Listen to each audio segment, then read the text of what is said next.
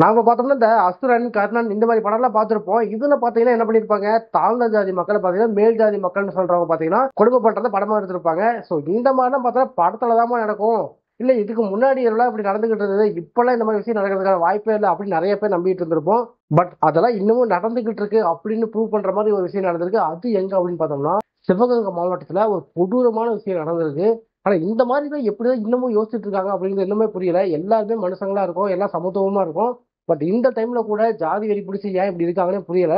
இந்த வீடியோல அந்த சிவகங்கை மாவட்டத்துல அப்படி என்னதான் நடந்துச்சு, இது ஒரு ஜாதி வெறியோட உச்சகட்டமா அப்படின்றத பத்தி ஃபுல் டீடைலா பார்க்கலாம். அதுக்கு முன்னாடி நான் தான் உங்கள் ஹதீஷ், நீங்க பார்த்துட்டு இருக்கிறது இந்தியன் ஃபேக்ட் இன்ஃபோ சேனல். அப்படியே நம்ம சேனலை சப்ஸ்கிரைப் பண்ணி நம்மளுக்கு சப்போர்ட் பண்ணிருக்கேன். வாங்க வீடியோக்குள்ள போகலாம். இப்ப நான் சொல்ல போற விஷயம் பார்த்தோம்னா ஓரளவுக்கு நம்ப முடியாத மாதிரி தான் இருக்கும். பட் இதுதான் உண்மையா இதான் நடந்திருக்கு. இது எங்க நடந்திருக்கு அப்படின்னு நான் முதல்ல சொல்லிடுறேன். சிவகங்கை மாவட்டத்துல இருக்கிற மேலப்பிடாவூர் அப்படின்ற கிராமத்துல தான் பாத்தீங்கன்னா இந்த விஷயம் நடந்திருக்கு. சோ இப்பெல்லாம் பாத்தீங்கன்னா சிட்டில வாழ்ற மக்கள் பாத்தீங்கன்னா யாரு கூட ஜாதி பத்தில பழகிறது இல்லை. பட் ஒரு சில கிராமத்துல பாத்தீங்கன்னா எல்லா கிராமமும் சொல்லுங்க, ஒரு சில கிராமத்துல பாத்தீங்கன்னா இந்த மாதிரி இன்னமும் ஜாதி பார்த்து பழகிட்டு இருக்காங்க. ஸோ ஜாதியை வச்சுதான் பாத்தீங்கன்னா ஒவ்வொரு விஷயமும் நடந்துகிட்டு இருக்கு.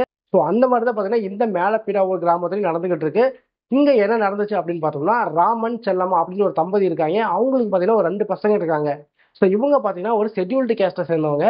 பட் இவங்க பாத்தீங்கன்னா நல்லா உழைக்கிறவங்க. ஸோ உழைக்கிறனால பாத்தீங்கன்னா நிறையவே இன்கம் வந்திருக்கு. ஸோ இன்கம் வந்தனால என்ன பண்ணியிருக்காங்க, அவங்க சொந்த ஊர்லயே வீடு கட்டியிருக்காங்க. வீடு கட்டினதுக்கு அப்புறமா ஒரு பைக் வாங்கியிருக்காங்க, அதாவது ஒரு புல்லட் வாங்கியிருக்காங்க. அந்த ராயல் என்ஃபீல்டு அப்படின்னு சொல்லுவோம் பாத்தீங்கன்னா அந்த பைக் வாங்கியிருக்காங்க. ஸோ இது பாத்தீங்கன்னா அங்க இருக்கிற மேல் ஜாதி மக்களுக்கு பிடிக்கல. ஏன்னா ஷெட்யூல்டு கேஸ்ட்டை சேர்ந்தவன் எப்படி இந்த அளவுக்கு வீடு கட்டுறான், எப்படி அவன் புல்லட் வாங்கி ஓட்டலாம் அப்படின்ற மாதிரி அவங்க கொஞ்சம் மனசுக்குள்ளேயே பொறாமையோடய சுத்திட்டு இருந்திருக்காங்க. இதனால பாத்தீங்கன்னா பாதிக்கப்பட்ட பையனோட சித்தப்பா பாத்தீங்கன்னா போன வருஷம் ஒரு புல்லட் பைக் வாங்கியிருந்தாரு. ஸோ அந்த பைக்கை பாத்தீங்கன்னா வாங்கி அடுத்த நாளே அடிச்சு உடைச்சிருக்காங்க. பட் இதை பத்தி போலீஸ் ஸ்டேஷன்ல கம்ப்ளைண்ட் கொடுத்திருக்காங்க. பட் போலீஸ் அந்த கம்ப்ளைண்ட்டை எடுத்துக்கல. என்ன சொல்லியிருக்காங்கன்னா, நீங்க அடிச்சவன் யாருன்னு கண்டுபிடிச்சு சொல்லுங்க, நாங்க அதுக்கு மேலே பேசி தீர்த்து வைக்கிறோம் அப்படின்ற மாதிரி போலீஸ் சொல்லியிருக்காங்க. பட் இவங்க பாத்தீங்கன்னா நம்ம யாருன்னு கண்டுபிடிச்சு சொன்னா மறுபடியும் நம்மளையும் வெட்டுவாங்க, நம்மளையும் அடிப்பாங்க, அதனால நம்மளுக்கு எதுக்கு ஒம்பு, நம்ம பசங்களாம் தலைக்கு மேலே வளர்ந்துட்டாங்க, இனிமேல் அவங்க ஃபியூச்சரை பார்க்கட்டும், இந்த விஷயத்துல போனாங்கன்னா அவங்க வாழ்க்கை முடிஞ்சிடும் அப்படிங்கிறதுக்காக சரி நீங்க உடைச்சா உடைச்சிட்டு போங்க, நாங்க விட்டுறோம், கம்முன்னு விட்டுறோம் அப்படின்ற மாதிரி அவங்களும் ஒதுங்கி நின்றுட்டாங்க. பட் இதையே அவங்க ஒரு பெஸ்டா எடுத்துக்கிட்டாங்க. ஏன்னா நம்ம அடிக்க ஆரம்பிச்சிட்டோம்னா அவங்க தாழ்ந்த ஜாதிக்காரங்க அடி வாங்கிட்டே இருக்காங்க. ஸோ அதனால நம்மள எதுக்கு கேட்க மாட்டாங்க அப்படின்ற மைண்ட் செட்ல அவங்க வந்துட்டாங்க. ஸோ இதே மாதிரி இப்போ என்ன பண்ணிக்கலாம்னு பாத்தீங்கன்னா, இந்த ராமன் செல்லம்மா தம்பதியோட பையன் பேர் பாத்தீங்கன்னா ஐயாச்சாமி. 2 பசங்க இருக்காங்க. அதுல ஒரு பையன் பாத்தீங்கன்னா பிஎஸ்சி மேத்தமெட்டிக்ஸ் முடிச்சிட்டாப்ல. இன்னொரு பையன் பாத்தீங்கன்னா இப்ப பிஎஸ்சி மேத்தமெட்டிக்ஸ் படிச்சுட்டு இருக்காங்க. அதாவது சிவகங்கையில இருக்கிற ஒரு கவர்மெண்ட் காலேஜ் தான் படிச்சுட்டு இருக்காப்ல. இந்த பையன் பாத்தீங்கன்னா காலேஜுக்கு புல்லட்ல தான் போயிட்டு வரது வழக்கமா வச்சிருக்காப்ல. சோ இப்படி அந்த புல்லட் பைக்ல காலேஜ் போயிட்டு நேற்று ஈவினிங் வந்துட்டு இருக்காரு. வந்துட்டு இருக்கும்போது என்ன நடந்தது அப்படின்னு பார்த்தோம்னா, இந்த மேல் ஜாதிக்காரங்க அவரை தடுத்து நிப்பாட்டி இருக்காங்க. நிப்பாட்டிட்டு என்னடா புல்லட் வச்சிருந்தா என்ன அவ்வளவு பெரிய ஆளா, அவங்களோட கேஸ்ட் பேரை சொல்லி இந்த கேஸ்ட்டை சேர்ந்தவங்க புல்லட் ஓட்டுறியாடா எங்களுக்கு இருக்கிறா அப்படின்ற மாதிரி சொல்லி, கை இருந்தா தானே புல்லட் ஓட்டுவேன் அப்படின்னு சொல்லி 2 கையும் வெட்டியிருக்காங்க. வெட்டினதுக்கு அப்புறம் பாத்தீங்கன்னா ஐயாச்சாமி அந்த வெட்டின கையோடையே கத்திக்கிட்டே ஓடி வந்திருக்காரு. ஓடி வந்து அவங்க அம்மாட்ட அழுதுருக்காரு, அவங்க அண்ணன் அழுதுருக்காரு. உடனே பாத்தீங்கன்னா அவர் ஹாஸ்பிட்டல்ல சேர்த்துங்கிறதுக்காக ஹாஸ்பிட்டல் கூட்டு போறாங்க. ஹாஸ்பிட்டல் கூட்டு போகும்போது என்ன பண்ணிருக்காங்க, அந்த மேல்ஜாதிக்காரங்க எங்களை தாண்டி எப்படி உனக்கு கொண்டு போய் ஹாஸ்பிட்டல் சேர்த்து காப்பாத்துறேன்னு பார்க்கலாம் அப்படின்னு சொல்லி துரத்திட்டே வந்திருக்காங்க வெட்டுறதுக்கு.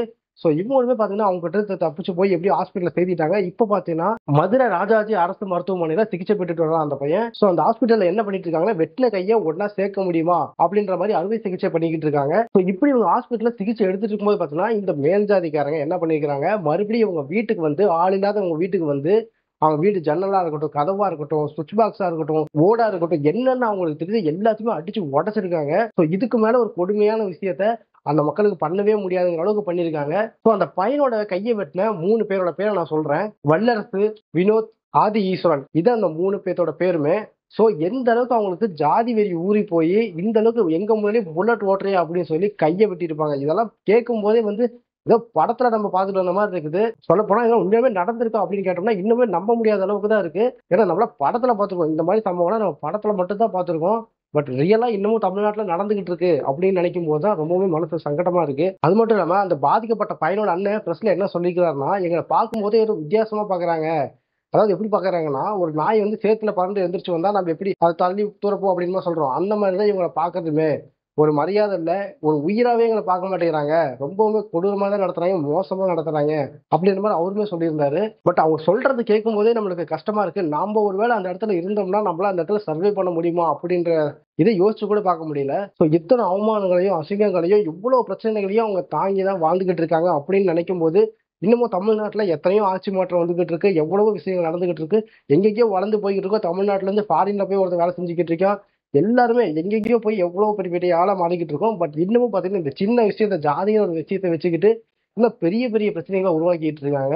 இந்த ஜாதி சம்பந்தமா வன்கொடுமை பண்றதுல கண்டிப்பா குறைஞ்சே ஆகணும். ஒவ்வொரு வருஷமும் பாத்தீங்கன்னா இந்த மாதிரி ஜாதி சம்பந்தமான பிரச்சனைகள் வந்துகிட்டு தான் இருக்கு. பட் இந்த பிரச்சனை பாத்தீங்கன்னா ரொம்பவுமே மோசமான ஒரு எக்ஸ்ட்ரீமான லெவலுக்கு போய்கிட்டு இருக்கு. இந்த பிரச்சனையில ஒரு சரியான தீர்ப்பு கொடுத்தா மட்டுமே தான் அடுத்த இந்த மாதிரி ஒரு பிரச்சனை யாருக்குமே வராது.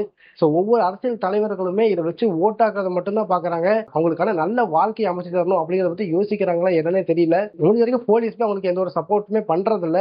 அவங்களுமே முன்னாடியே வந்து அந்த புல்லட் அடிச்சு உடைச்சதுக்கு ஏப்பா இப்படி பண்றீங்க, இதெல்லாம் பண்ணக்கூடாதுன்னு கொஞ்சம் அவங்களை பேசி புரிய வச்சிருந்தாங்கன்னா ஒருவேளை இந்த மாதிரியான சம்பவங்கள் நடக்காம கூட இருந்திருக்கலாம். ஸோ போலீஸும் தலையிடல, இவங்களும் எதிர்த்து கேட்கல. ஸோ அவங்களும் அடிச்சு உடைச்சிட்டாங்க. ஸோ இதுக்கு முன்னாடி நம்மளை கேட்கறதுக்கு யார் இருக்கா அப்படிங்கிற தைரியத்துல தான் அவங்களுமே இருக்காங்க.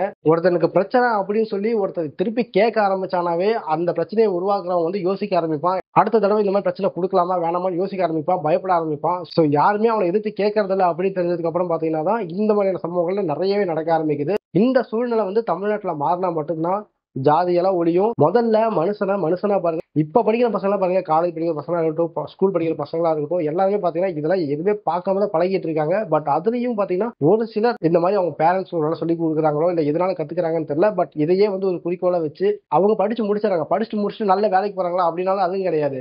வேலைக்கும் போக மாட்டாங்க. இந்த ஜாதினே சொல்லிக்கிட்டு அவங்க வாழ்க்கையை ஓடிக்கிட்டு இருப்பாங்க. ஸோ இந்த மாதிரி இருக்கிற ஒரு 2-3 பேர்னால தான் பாத்தீங்கன்னா நம்ம எல்லாருமே தப்பா பேசுற மாதிரி இருக்கு. ஸோ மேல் ஜாதியில் இருக்கிறவங்க ஓரளவுக்கு நிலைப்பாடு வந்துட்டாங்க, எல்லாருமே ஈக்குவல் தான் அப்படின்ற அளவுக்கும் இருக்காங்க. பட் ஒரு சிலர் பண்ற தப்புனாலதான் பாத்தீங்கன்னா நம்ம மேல் ஜாதினாவே அப்படின்னு பேசுறோம், தாழ்ந்த ஜாதினால இப்படின்னு பேசுறோம். ஸோ நீங்க வந்து இதை பத்தி என்ன நினைக்கிறீங்க? இந்த மாதிரி விஷயங்களுக்கு கடுமையான தண்டனை கொடுக்கணும்னு நினைக்கிறீங்களா? அதை பத்தி கமெண்ட் பாக்ஸ்ல கமெண்ட் பண்ணுங்க. தேங்க்யூ.